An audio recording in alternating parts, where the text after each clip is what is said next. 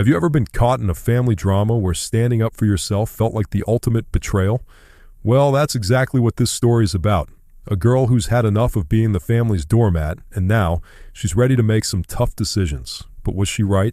Stick around to find out. Here's how it all started. My sister, Emily, is 6 years older than me. She's always been the golden child, perfect grades, perfect job, and now, the perfect wedding. Meanwhile, I was just her kid sister, the one expected to go along with whatever she wanted. When she got engaged, I was genuinely happy for her. I imagined being a bridesmaid, standing by her side, helping her pick out dresses, and sharing in the excitement. But when she finally sat me down to talk about the wedding, what she said completely blindsided me. "So, I was thinking," she started, "you could help out by watching the kids during the wedding." I blinked. The kids? Yeah, keeping them entertained, making sure they don't cause chaos, that sort of thing. I waited for her to say just kidding, to laugh, and tell me she of course wanted me as a bridesmaid. But she just kept talking, completely oblivious to the way my stomach was sinking. I forced a smile. I thought, I might be in the bridal party? Emily gave a little laugh. "Oh, come on. You're so great with kids. This is way more important." I couldn't believe it. My own sister was treating me like a free babysitter instead of family. I should have spoken up right then, but I didn't. Instead, I sat there, nodding numbly, while she gushed about how amazing it would be for me to take care of everyone's kids. Later that night, I told my parents about it, expecting them to be just as shocked. But instead, my mom smiled. "Well, you were great with kids." That was when I realized no one was on my side. But I wasn't about to let them walk all over me, so I made a decision that would leave my entire family furious. And once I followed through, there was no going back. In the days after that conversation, I kept hoping Emily would realize how unfair she was being. Maybe she'd send a text saying, "Hey, I thought about it, and of course, I want you as my bridesmaid." But that text never came. Instead, she sent a long message in the family group chat, talking about how amazing it was that I had volunteered to be in charge of all the kids during the wedding. She even called me a lifesaver. I just stared at my phone, my fingers twitching over the keyboard. Volunteer? She made it sound like I had offered to do this, like it was some honor instead of a giant slap in the face. Even worse, everyone started chiming in. "That's so sweet of you, Aunt Lisa. We were worried about what to do with our little ones. You're an angel. My cousin Sarah, can't wait to see you at the wedding." My grandma, I felt sick. The entire family had just accepted that this was my role. No one even asked me if I was okay with it. That's when it hit me. If I just went along with this, if I swallowed my feelings like I always did, then I'd be setting a precedent. I'd be the default babysitter for every future family event, and so I did something I'd never done before. I decided to say no. At first, I didn't even know how to say it. I wanted to be firm, but I also didn't want to start unnecessary drama. So, I drafted and deleted a dozen different texts before finally settling on, "Hey Emily, I appreciate you thinking of me, but I won't be able to babysit at the wedding. Hope you understand." Short, simple, respectful. I hit send and immediately felt my heart pounding. Minutes passed. Then an hour. No response. Then, my phone rang. Emily. I hesitated before answering, bracing myself. "Hello? What do you mean you won't be able to?" she snapped. "You're literally coming to the wedding anyway. What else would you be doing?" I clenched my jaw. I was planning on, I don't know, actually attending my sister's wedding as a guest? She scoffed. "Come on, it's not like babysitting is a big deal. You just have to keep an eye on them. It's one day. Can't you just do this for me?" "You mean like how I could have been your bridesmaid instead?" There was silence on the other end. Then she let out an exasperated laugh. "Wow, so, this is about that? You're actually mad?" "Yeah, Emily, I am." My voice was shaking, but I didn't back down. "I'm your sister, and instead of treating me like family, you stuck me with a job no one else wanted." "It's not a job." "Yes, it is. You assigned me a role without asking. And now you're mad because I said no?" She made a frustrated noise. "I don't have time for this. Are you babysitting or not?" I took a deep breath and said, "No, I'm not." There was a long, tense pause, then she muttered, "Fine, do whatever you want." She hung up, and that's when the real drama began. Because the moment my parents found out, all hell broke loose. The next morning, I woke up to a flood of messages from my mom. What is this I'm hearing about you refusing to help your sister? You're being selfish.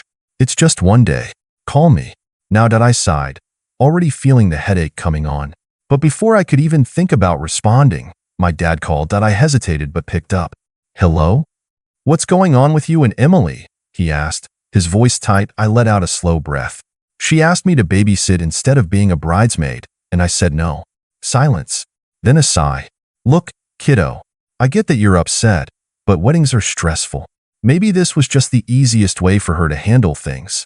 Easiest for her, not for me. She's your sister. Exactly. Which is why she should have treated me like family, not free labor. He didn't respond right away, and for a moment, I thought maybe, just maybe, he understood. But then he said, this isn't worth tearing the family apart over. I gritted my teeth. I'm not the one tearing the family apart. I just said no to something I never agreed to in the first place. Then why is your mother so upset? Because she always takes Emily's side. That didn't sit well with him. He sighed again, deeper this time. Just think about it, okay? I already have. After I hung up, I felt a strange mix of emotions, anger, frustration, and a tiny sliver of guilt. Even though I knew I hadn't done anything wrong then, another message came through. Emily, since you're so offended by helping your own family, maybe you shouldn't come at all. And my heart pounded as I read the words over and over. Was she uninviting me? I should have been devastated.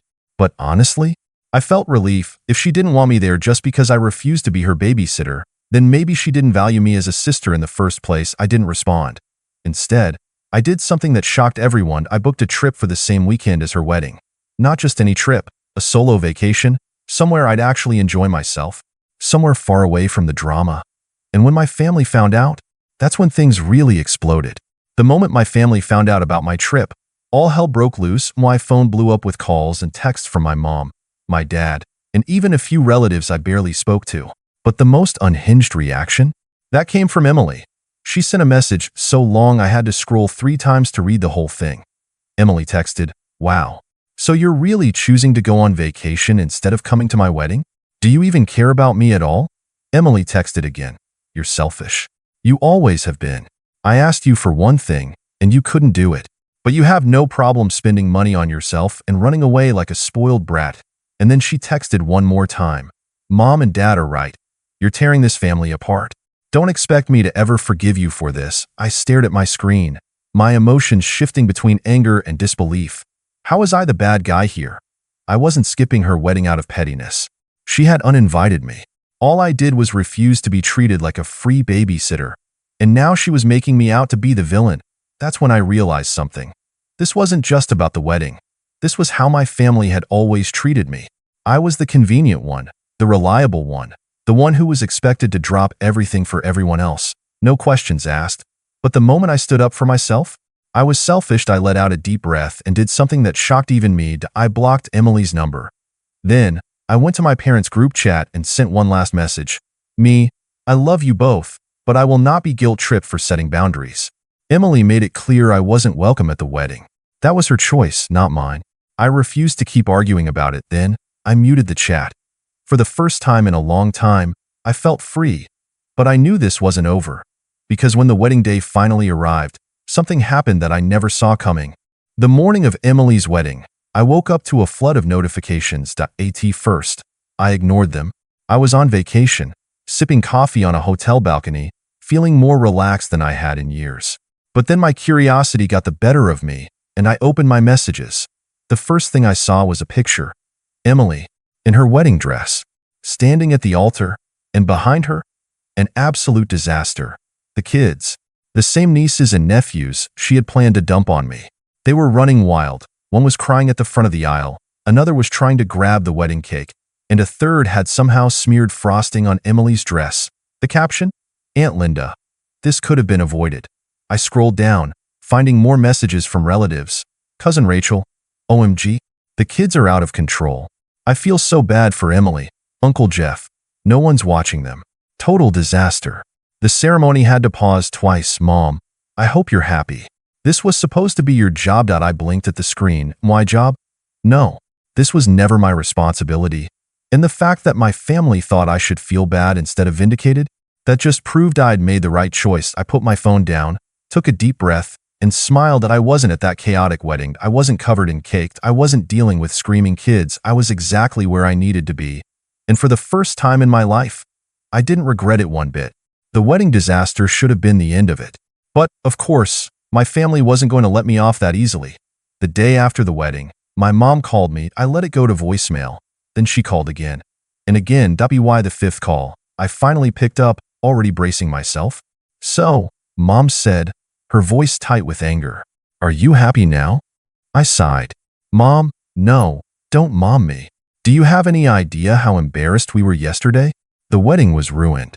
All because you were too selfish to be there for your own sister." I clenched my jaw. "I wasn't invited, remember?" I reminded her. "Emily uninvited me when I said I wouldn't babysit.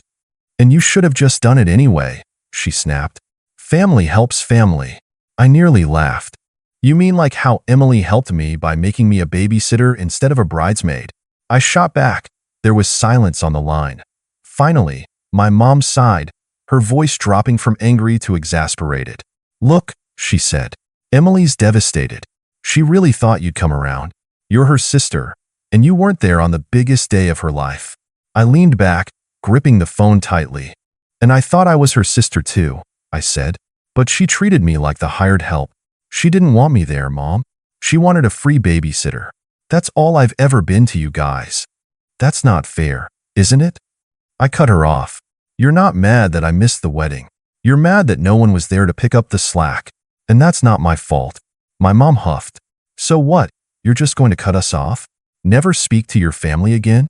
I hesitated. I didn't want to cut them off. But I also wasn't going to keep being their doormat. "No," I finally said. "But things are going to be different from now on. I'm done being treated like a second-class family member. If you guys actually want a relationship with me, you need to respect my boundaries. Otherwise, I'm out." Silence. Then, finally, my mom let out a long sigh. "I don't agree with how you handled this," she muttered. "But I'll think about what you said." It wasn't an apology, but it was the closest thing I was going to get. When I hung up, I felt lighter.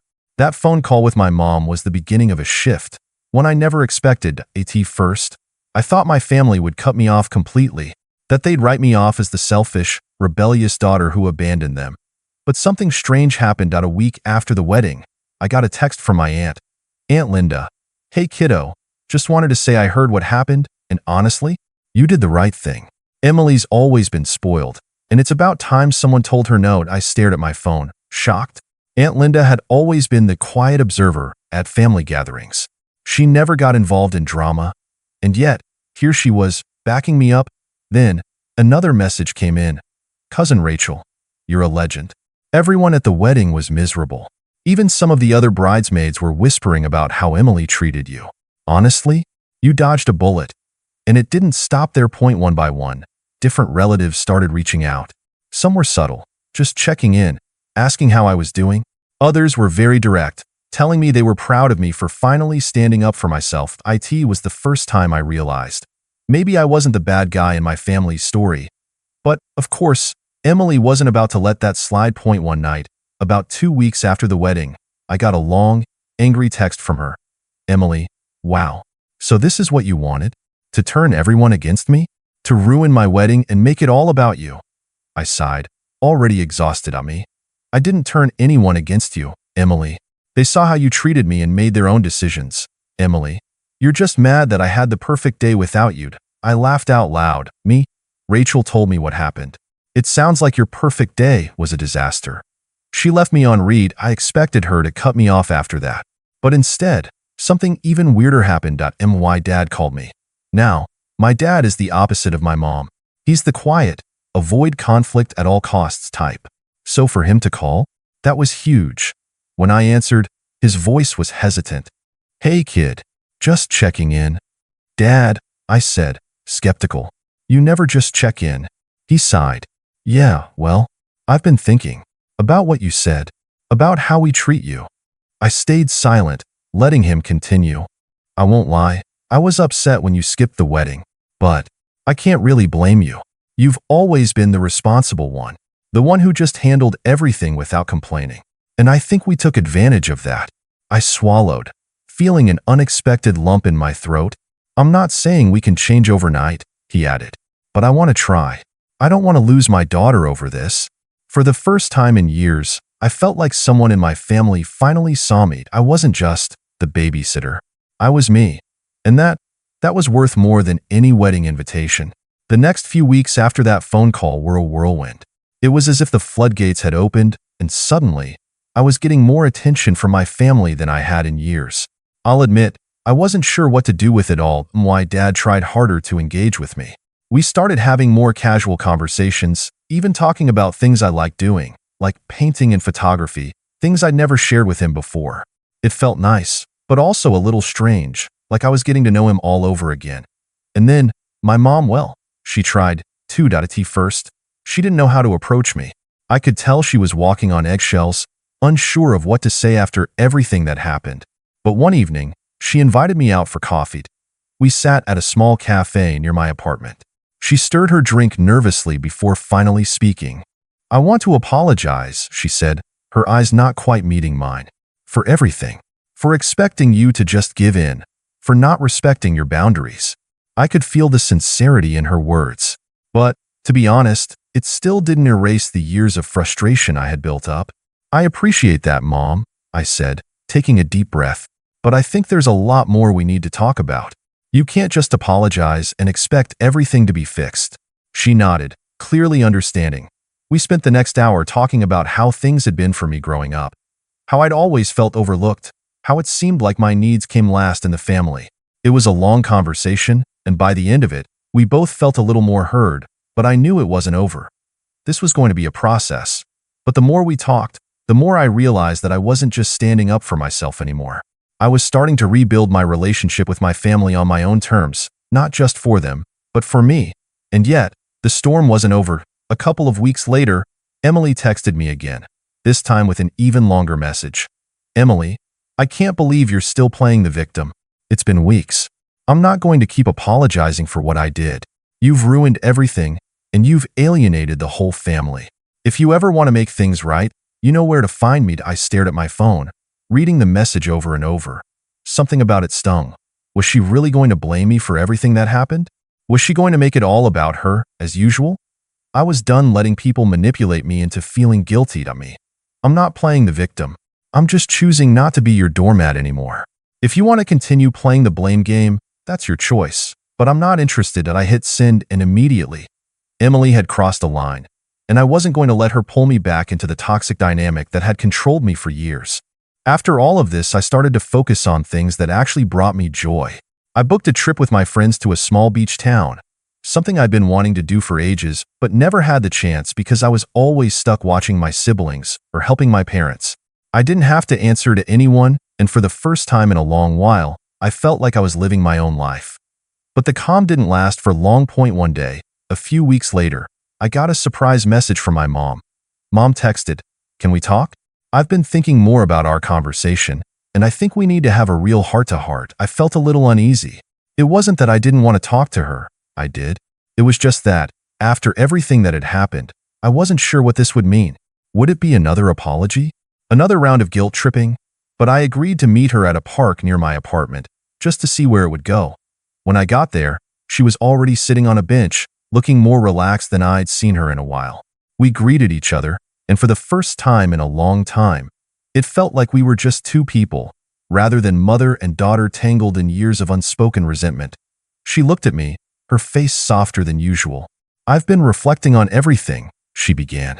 "I know I haven't been the best mom, and I don't expect you to forgive me overnight, but I need you to understand that I'm trying. I want to be better for you. For all of us." Her words were more than just an apology. It was like she was showing me a side of herself that I'd never really seen before. "I get it, Mom," I said, my voice calmer than I thought it would be. "I'm not asking for everything to be perfect, but I need you to understand that I can't keep being the backup plan." She nodded. "I know. I'll do better. I promise." We sat there for a while, talking about our relationship, really talking, something we hadn't done in years. It was hard, but it felt right. But of course, nothing is ever simple with my family. The following week, Emily texted again. "Emily, I know I've been harsh, but we need to talk. "You're my sister, and I want to fix things." I stared at the message for a moment. Had she actually changed? Or was this just another round of her playing the martyr to make herself look good? I decided to respond. I'm open to talking, but I need you to understand that I'm not going to let you walk all over me anymore. If you want to fix things, we need to have a real conversation. I hit send, feeling a mixture of hope and doubt. Would this be another attempt at manipulation? Or was Emily finally ready to take accountability for her actions? It wasn't the resolution I expected, but maybe that's how life goes. Not everything can be fixed with a simple apology or a quick fix. Sometimes, you have to let things evolve over time, and sometimes, you have to let go of the idea of perfection. But at least now, I had control. I was no longer the one scrambling to please everyone else. I had found my voice, and I wasn't about to lose it again. What do you think? Did she do the right thing by standing up for herself, or should she have just let it slide for the sake of family peace? Drop your thoughts in the comments below. I want to hear your take on this. And if you enjoyed this story, don't forget to like, subscribe, and hit the bell so you never miss out on more stories like this.